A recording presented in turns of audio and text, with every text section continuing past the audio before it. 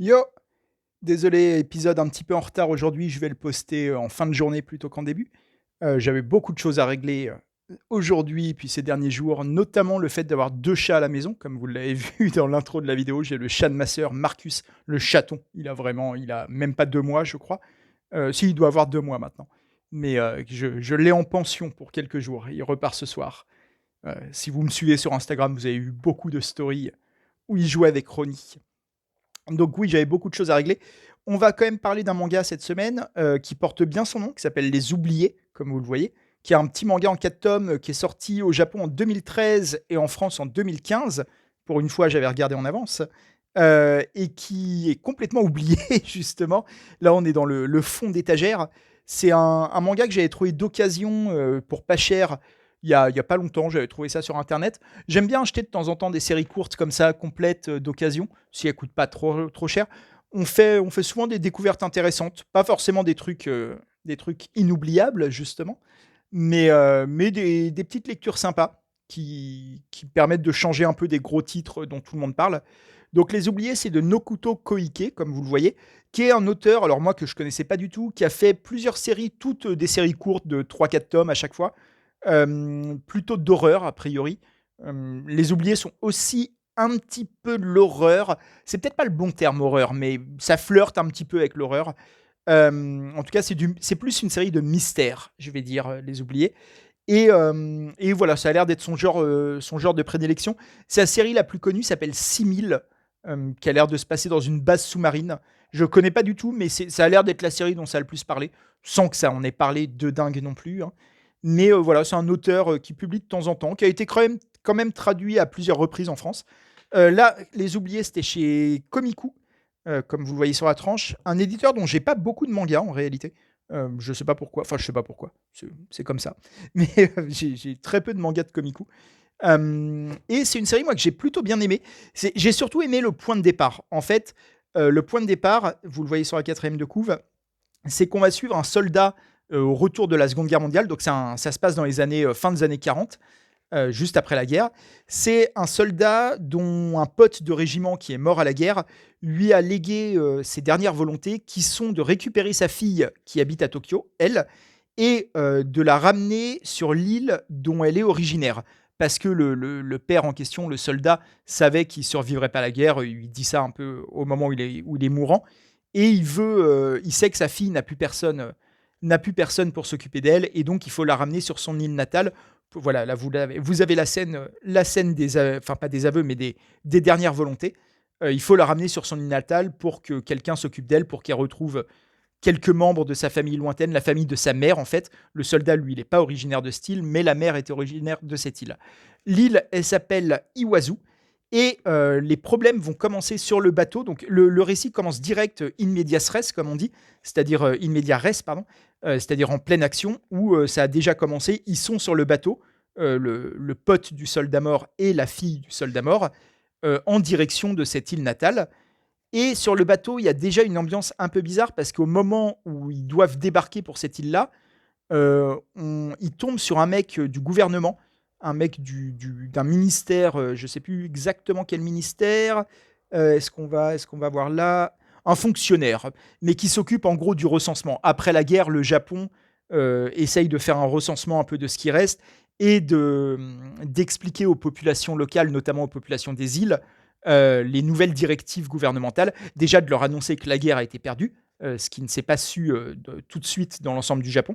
Il faut comprendre que le Japon, pendant la guerre et avant la guerre, était un pays, était un pays des années 30, des années 40, et même sur certains points qui était très en retard en termes de communication. Et d'ailleurs, c'est un sujet dont on avait déjà parlé dans un autre manga, à savoir Peleliu, un manga, vraiment un des grands mangas que j'ai lu ces derniers temps. Je vous renvoie à la vidéo que j'ai faite dessus, mais c'est vraiment un chef-d'œuvre pour le coup. Et qui lui aussi parle de ce qui s'est passé sur sur les îles japonaises à la fin de la guerre, où tout le monde n'a pas été mis au courant en même temps de la fin de la guerre, justement. Les récits sont très différents, hein, que ce soit graphiquement, dans ce que ça raconte, dans le ton, tout ça. Mais voilà, il y a ce thème de la communication de la défaite japonaise de la Seconde Guerre mondiale. Là, dans Les Oubliés, Donc l'idée, c'est de ramener cette gamine sur l'île et il y a ce fonctionnaire qui va lui aussi sur l'île, donc ils se retrouvent tous les 3 sur la barque, que le bateau principal débarque, justement pour aller sur l'île d'Iwazu. Parce que c'est là que le mystère commence, cette île n'apparaît pas sur les cartes. C'est une île qui visiblement, d'un point de vue officiel, n'existe pas et le fonctionnaire qui est lui là, que vous voyez avec sa cravate, leur explique même qu'il y a tout un tas de rumeurs autour de cette île, des qui disent qu'elle n'existerait pas, d'autres qui disent qu'elle se déplace. Donc un truc, une ambiance presque fantastique. Et lui, il y va parce qu'il a déjà envoyé un de ses employés sur place, ce mec avec les lunettes, en éclaireur, pour faire le recensement de l'île et pour commencer le travail, quoi. Et il n'a pas trop de nouvelles de ce mec-là, donc il le rejoint sur l'île pour finir le boulot avec lui. Le gars est toujours là, il a l'air de s'être acclimaté à la vie sur l'île et d'être devenu pote avec la population de cette île. Parce qu'il y a un petit village sur l'île d'Iwazu avec des habitants. Là, vous voyez une fille qui vient du village. Et visiblement, tout le monde est bien content. Sauf que très rapidement, donc le personnage principal, l'ancien soldat qui a la responsabilité de cette gamine, demande aux gens du village où se trouve la famille de cette gamine, ses grands-parents. Il lui indique une maison. Et en fait, il tombe sur des cadavres momifiés. Les grands-parents sont morts depuis très très longtemps. Et ils sont restés dans leur maison comme ça, sans que personne s'en occupe. Et ça a l'air de choquer personne. En fait, les gens lui ont indiqué l'adresse comme si c'était très naturel. Comme s'ils n'avaient rien à cacher sur la mort de ces gens. Et en fait, à partir de là, les mystères vont s'épaissir autour de cette île. Qu'est-ce qui se passe sur cette île? Qui sont les habitants qui ont l'air très arriérés, si je puis dire. Enfin, arriérés d'un point de vue civilisationnel. C'est-à-dire, ils ont l'air de vivre comme au Japon de l'Antiquité, si je puis dire. Leur village, leur manière de faire, même leur rapport à l'agriculture, tout ça est très daté. C'est pas du tout le Japon moderne, ce qui énerve beaucoup le fonctionnaire, qui leur fait savoir qu'il va falloir se mettre à la page, que le Japon doit se regresser. Voilà Marcus qui vient s'incruster. Je pense que c'est pour le plaisir de tout le monde. Marcus, montre ta bouille. Montre ta vilaine bouille. Elle n'est pas vilaine du tout, elle est très belle. Et, euh, et oui, et donc voilà, donc il y a plein de mystères qui se dévoilent autour de ce village, autour du rapport des habitants à la mort. Ils ont l'air de considérer la mort de manière très différente de comment les Japonais modernes. La... Marcus, tu gênes un petit peu quand même. Il est très mignon, très petit, mais très, très envahissant. Marcus, hop, je vous laisse ça sur la vidéo, c'est intéressant. Et donc oui, ils ont un rapport à la mort qui a l'air très étrange. Je ne vais pas trop en dire, mais c'est au centre du mystère de l'île. Et ce qui va se passer, c'est que suite à l'arrivée sur l'île de ces étrangers, de l'ancien soldat, de la petite fille, du fonctionnaire et de l'autre fonctionnaire qui était déjà en place, vont se passer tout un tas d'événements étranges. Et ça va créer une réaction en chaîne à l'arrivée de ces étrangers dans ce village. Ce village qui a l'air de vivre replié sur lui-même depuis des siècles, en fait. Ça va créer une réaction en chaîne qui va aboutir à une série de meurtres. De meurtres dont on ne sait pas qui est le coupable.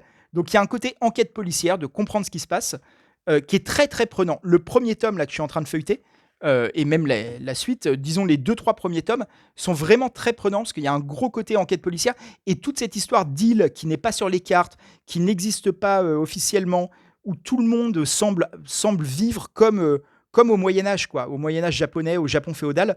Euh, c'est très intriguant. On est très vite pris dans le récit. Et le personnage du fonctionnaire qui, au début, il revient Marcus, qui au début est assez antipathique parce qu'il parle assez mal à l'ancien soldat, à la gamine. Il a un côté très. C'est l'homme d'action, quoi. Il veut que les choses soient faites vite et bien. Et au début, il est très antipathique, mais il a un côté. C'est vraiment un mec intelligent. Et c'est lui qui va commencer à vraiment mener l'enquête. Là où le soldat se fait un peu malmener par les événements. Et, et donc voilà, donc ça va être vraiment une grammaire de récit d'enquête qui est très prenante, qui débouche sur une conclusion que je ne vais pas spoiler, mais qui est quand même intéressante, dont je peux dire des choses sans spoiler, à savoir qu'en fait, il y a une grosse dimension philosophique à ce récit, Les Oubliés. Les Oubliés, c'est vraiment le titre fait référence aux habitants de l'île qui ont été un peu oubliés par le temps, quoi, par l'histoire, et qui ont l'air de vivre de manière oubliée par l'histoire, quoi. Et, euh, et oui, il y a toute une dimension très philosophique, en fait, très existentielle sur qui sont ces habitants, pourquoi ils ont un rapport aussi bizarre à la mort, aussi bizarre au monde, à l'histoire, au temps qui passe. Ils ont beaucoup de mal aussi à savoir combien de temps passe, quand on leur demande des dates, depuis combien de temps un tel vit ici, machin. Ils savent pas trop répondre à ces questions-là. Ils ont l'air vraiment, complètement à la ramasse sur certaines questions très simples pourtant, qui sont des rapports à la réalité, en fait. Et tout ça, et à la fois, va avoir une réponse vraiment philosophique, parfois assez, obscure en réalité, un peu dur à comprendre, parce que ça renvoie à des concepts, ouais, à des concepts un peu ardus en fait de philosophie. Hem, le rapport à la conscience notamment. Qu'est-ce que la conscience? C'est pas des questions simples. Hem et il y a aussi tout un rapport, notamment via la petite fille, dont je parle pas beaucoup depuis le début, mais qui est très importante. Il y a tout un rapport à la mythologie japonaise, au grand mythe fondateur du Japon, parce que cette île Iwazu, tiens, il reste une vieille étiquette de prix. Cette île Iwazu est une île qui appartient d'une certaine façon à la mythologie japonaise. Je vous laisse découvrir en quoi, mais il y a tout un rapport à ça aussi. Et ce qui donne, sans en dire trop, à cette petite fille un statut que moi j'aime pas beaucoup en narration, qui est le statut d'élu. C'est l'élu de la prophétie. Je, j'en dis pas trop là-dessus, mais elle a un rôle un peu prédéfini par le destin. Son retour sur l'île est significatif pour les habitants. Et c'est un truc narrativement avec lequel j'ai toujours un peu de problème, parce que c'est un peu une facilité. C'est une manière de ne pas développer un personnage réellement et d'en faire un outil, le personnage élu qui est né, destiné à accomplir sa mission. Euh, c'est toujours un truc. En fait, on l'a beaucoup vu. On l'a beaucoup vu généralement de la même façon. Et ouais, c'est un truc que je trouve lassant et un peu faiblard, hein. Un peu facile en fait dans les récits. Donc la fin des oubliés est un peu est à la fois très absconce, dans le sens où il y a vraiment un degré de philosophie assez important en réalité. C'est pas c'est pas du tout gadget. Faut vraiment, c'est pas qu'il faut vous accrocher, mais c'est que ça devient très théorique la fin. C'est pas, il se passe des choses, je vais pas en dire, hein, mais comme je dis, la réaction en chaîne que produit l'arrivée de ces inconnus, enfin de ces étrangers sur l'île, des personnages principaux, va créer un truc qui est presque la fin de la civilisation du village des oubliés, quoi. Et ils introduisent, en fait, c'est un peu une métaphore de la colonisation d'une certaine façon, de ce qui a pu se passer aux États-Unis, enfin aux Amériques, quand les Européens ont débarqué. C'est-à-dire que l'arrivée d'étrangers provoque finalement la fin d'une civilisation, la fin d'une ère, la fin d'une époque, et marque le passage à autre chose. Et là, c'est un peu ce qui se passe dans Les Oubliés, où une civilisation, alors à l'échelle d'un village, donc c'est pas une civilisation énorme, mais c'est quand même une civilisation, dans le sens où c'est des gens qui vivent coupés du monde, coupés du reste du Japon depuis très longtemps, et qui là vont se retrouver un peu de force, ramenés dans le temps présent. Et donc oui, toute cette réaction en chaîne va créer un gros truc à la fin. Mais malgré qu'il se passe des choses, il y a tout un truc théorique où ça discute beaucoup quoi, à la fin. Il y a vraiment... ouais, il y a de la théorie. Et il y a un truc marrant d'ailleurs à la fin, j'y pense, j'avais oublié ce détail. Il y a un truc assez chelou. Je vais essayer de vous montrer le point de rupture si je le trouve. Ça doit être après ça. Je ne vais peut-être pas le trouver. Mais il y a 2 chapitres à la fin où on suit le fonctionnaire en question sur une toute autre affaire qui n'a absolument aucun rapport avec les oubliés. En gros, alors c'est un peu un spoil que je vous dis, on apprend qu'il survit là, si vous voulez. Voilà, les oubliés, fin. Là, vous voyez, ça se termine là, le manga. Et il y a tout ça quand même, donc une partie non négligeable du dernier tome, où c'est une autre histoire qui n'a aucun rapport, qui est un peu un truc one-shot avec le même personnage sur une autre affaire où il se retrouve à enquêter sur une arme expérimentale. Je vous laisse découvrir quelle arme expérimentale c'est. Et, euh, et voilà, c'est un peu marrant. C'est rigolo, c'est 2 chapitres un peu rigolos, mais qui n'ont vraiment aucun rapport avec le reste de l'histoire. Donc ouais, les oubliés, petite curiosité un peu oubliée, je suis désolé de refaire ce jeu de mots, mais il s'impose, qui est sympathique si vous la trouvez pas chère. Vraiment, le point de départ de cette île perdue dont on doute de l'existence, avec ce village complètement coupé du monde, qui vit comme au IIIe siècle. Vraiment, ils vivent dans des cabanes en bois. Enfin, il y a un truc très étrange. Et toute cette série de meurtres est très prenante au début. La fin est un peu bizarre. Ça part dans le métaphysique. En plus, pour qui. C'est un problème qu'on a déjà évoqué dans d'autres mangas, notamment Inugami, dont on avait parlé. Attendez, je vous sors un tome. C'est un manga dont on avait parlé il y a quelques temps. C'est un problème qui peut se présenter assez régulièrement pour les lecteurs occidentaux de certains mangas qui font beaucoup de références à la mythologie et aux mythes fondateurs du Japon, du shintoïsme, du bouddhisme. C'est qu'on n'a pas forcément les références. Donc il y a des trucs dans Inugami, comme dans Les Oubliés, sur la fin en tout cas, qui renvoient à des choses qui appartiennent un petit peu à la culture populaire des Japonais, à la culture générale des Japonais, mais qui n'appartient pas à notre culture générale à nous. Donc parfois, on est un peu largué sur certains trucs. Si vous connaissez un petit peu certains mythes japonais, vous serez peut-être plus à même de comprendre certains détails de la fin des Oubliés. Mais en tout cas, voilà, il y a cette dimension-là qu'il faut prendre en compte. Voilà, j'espère que c'était intéressant quand même d'en parler. C'était un petit manga, il y a pas non plus 1000 trucs à en dire, mais j'aime bien ce genre de petite série complètement passée à la trappe que l'histoire a effacé.